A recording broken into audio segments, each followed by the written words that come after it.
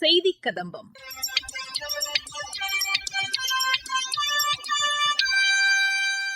இன்றைய செய்தி கதம்பத்தில் சத்தீஸ்கர் மாநிலத்தில் நக்சல் பாதிப்பை முற்றிலுமாக குறைத்து மலைவாழ் மக்களின் வாழ்க்கை மறுமலர்ச்சி ஏற்படுத்தியது குறித்த செய்தி தொகுப்பு, இந்தியாவின் பழமையான டோக்ரா பாணி சிற்பக்கலையை பாதுகாக்கும் சத்தீஸ்கர் பழங்குடியினர் குறித்த செய்தி தொகுப்பு மற்றும் மத்திய அரசின் சமூக வலைதள பதிவுகள் இடம்பெறுகின்றன.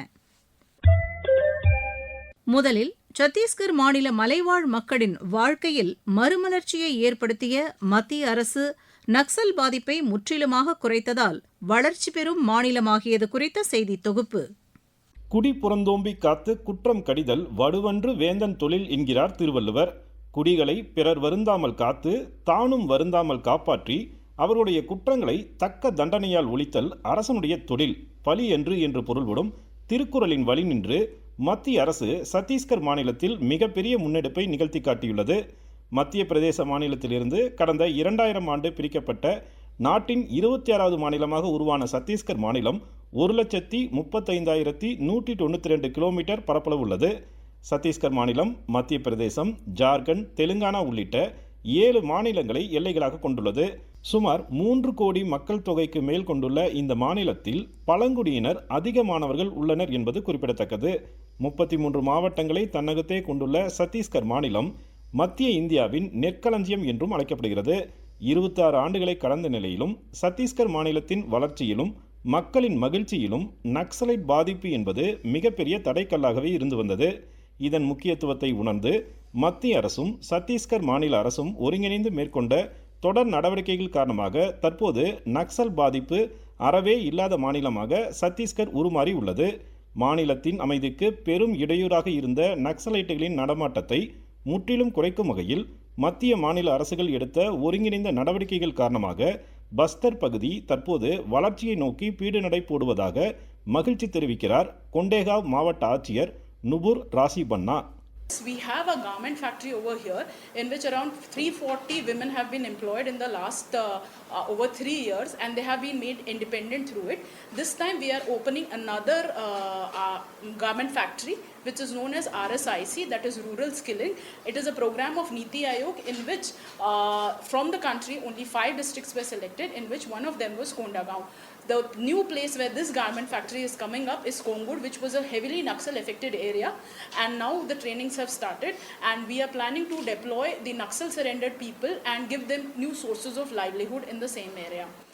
நக்சல்கள் இல்லாத சத்தீஸ்கர் மாநிலத்தை உருவாக்கிய மத்திய அரசு மனம் திருந்தி வாழ நினைக்கும் நக்சலைட்டுகளின் வாழ்க்கை தரம் மேம்படுவதற்கும் பல்வேறு நடவடிக்கைகளை எடுத்து வருகிறது. இதன் ஒரு பகுதியாக மத்திய அரசின் நிதி ஆயோக் திட்டத்தின் கீழ் கொண்டேகாவ் மாவட்டம் உட்பகுதியில் ஆயத்த ஆடை தயாரிப்பு தொழிற்சாலை உருவாக்கப்பட்டுள்ளது. கிராமப்புற திறன் மேம்பாட்டு கூட்டமைப்பு என்ற அடிப்படையில் உருவாக்கப்பட்டுள்ள இந்த ஆயத்த ஆடை தயாரிப்பு தொழிற்சாலையில் நக்சலைட்டுகளாக செயல்பட்டு மனம் திருந்தி வாழும் பெண்கள் உள்ளிட்ட 100க்கும் மேற்பட்டோருக்கு வேலைவாய்ப்பு வழங்கப்பட்டுள்ளது. இதன் மூலம் அவர்களுடைய மறுவாழ்வு உறுதி செய்யப்பட்டுள்ளதாக கூறுகிறார் ஆயத்த ஆடை தயாரிப்பு தொழிற்சாலையின் பயிற்சியாளர் சீனிவாசன். நக்சல்லேருந்து வந்தவங்களும் இருக்கிறாங்க. ஸோ இங்கே லோக்கலில் யார் பீப்புள் இருக்கிறாங்க அவங்களுக்கும் எல்லாம் வேலை கொடுத்துருக்கோம். 10 வருஷத்துக்கு முன்னாடி நான் வரும்போது கொஞ்சம் பயமாக தான் இருந்தது. ஸோ இப்போது கொஞ்சம் அந்த பயம்லாம் ஒன்றும் இல்லை. சத்தீஸ்கர் மாநிலத்தில் மலைவாழ் மக்களின் வளர்ச்சி பாதையில் இருந்த தடைக்கற்களை மத்திய அரசு முழுமையாக அகற்றிவிட்ட நிலையில் அந்த மாநிலத்தைச் சேர்ந்த மக்கள் முன்னேற்ற பாதையில் நடக்க தொடங்கியுள்ளனர் என்பது குறிப்பிடத்தக்கது. இந்தியாவின் பழமையான டோக்ரா பாணி சிற்பக்கலையை பாதுகாக்கும் சத்தீஸ்கர் பழங்குடியினர் குறித்த செய்தி தொகுப்பு. ஆதி மனிதன் தொடங்கி இன்றைய அவசர கால தொழில்நுட்ப நெருக்கடி மிகுந்த மனிதன் வரை நம்முடைய பாரம்பரியத்தை மறக்காமல் நினைவூட்டுவதிலும் அதனை போற்றி பாதுகாப்பதிலும் மலைவாழ் பழங்குடியின மக்களுக்கு ஈடு இணை யாரும் இருக்க முடியாது. குறிப்பாக ஆயிரக்கணக்கான ஆண்டுகள் பழமை வாய்ந்த டோக்ரா பாணி உலோக சிற்பக்கலை தயாரிப்புகள் உலக புகழ் மிக்கவையாக விளங்குகின்றன. சத்தீஸ்கர் மாநிலத்தின் பஸ்தர் பகுதியைச் சேர்ந்த மலைவாழ் பழங்குடியின மக்களின் மிகச்சிறந்த அடையாளங்களில் ஒன்றாக டோக்ரா பாணி உலோக சிற்பக்கலை தயாரிப்புகள் திகழ்கின்றன. டோக்ரா கலை என்பது இந்தியாவின் பழமையான உலோக சிற்பக்கலைகளில் ஒன்றாகும். இது பெரும்பாலும் மெழுகு வார்ப்பு முறை மூலம் தயாரிக்கப்படுகிறது. இந்த கலைக்கு சுமார் 4000 ஆண்டுகளுக்கு மேலான பாரம்பரியம் இருப்பதாக கருதப்படுகிறது. டோக்ரா சிற்பங்கள் பொதுவாக வெண்கலம், பித்தளை உள்ளிட்ட உலோகங்களால் உருவாக்கப்படுகின்றன.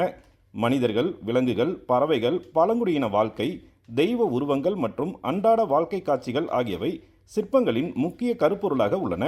இந்த சிற்பங்களின் தனி சிறப்பு அவற்றில் காணப்படும் கையால் செய்யப்பட்ட இயற்கையான வடிவமைப்பு மற்றும் நுணுக்கமான அலங்கார வேலைப்பாடுகள் ஆகும்.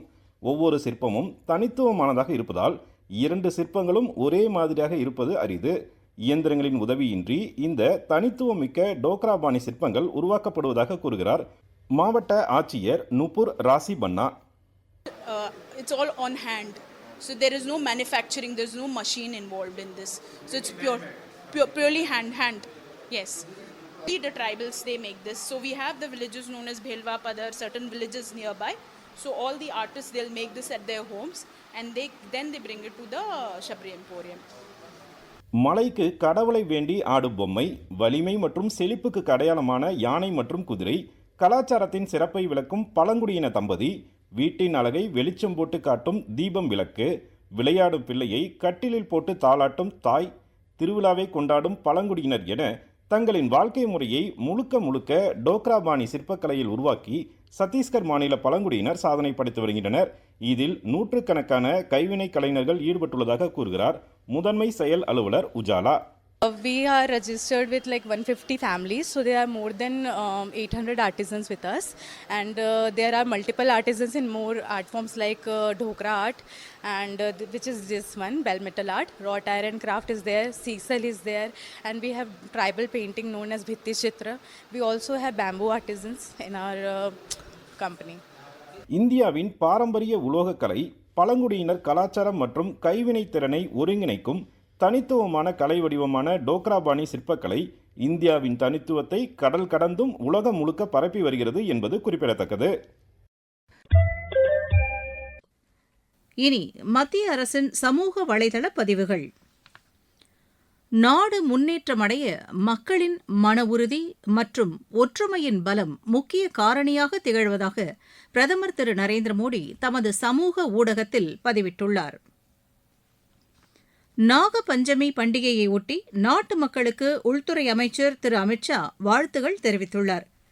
இந்த பண்டிகை அனைவரது வாழ்விலும் மகிழ்ச்சி, அமைதி, வளம் மற்றும் நல்ல எதிர்காலத்தை வழங்கட்டும் என சமூக வலைதள பக்கத்தில் பதிவிட்டுள்ளார்.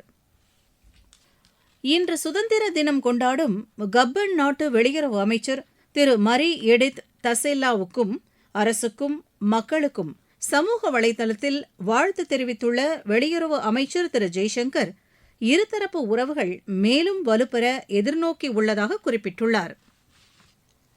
பீகார் மாநிலம் லக்கிசராயில் உள்ள அசோக்தாம் கோவில் கூட்ட நெரிசல் உயிரிழப்பு சம்பவம் மிகுந்த சோகத்தை ஏற்படுத்தியதாகவும் காயமடைந்தவர்கள் விரைவில் குணமடைய இறைவனை பிரார்த்திப்பதாகவும் பாதுகாப்புத்துறை அமைச்சர் திரு ராஜ்நாத் சிங் தமது சமூக வலைதள பக்கத்தில் பதிவிட்டுள்ளார்.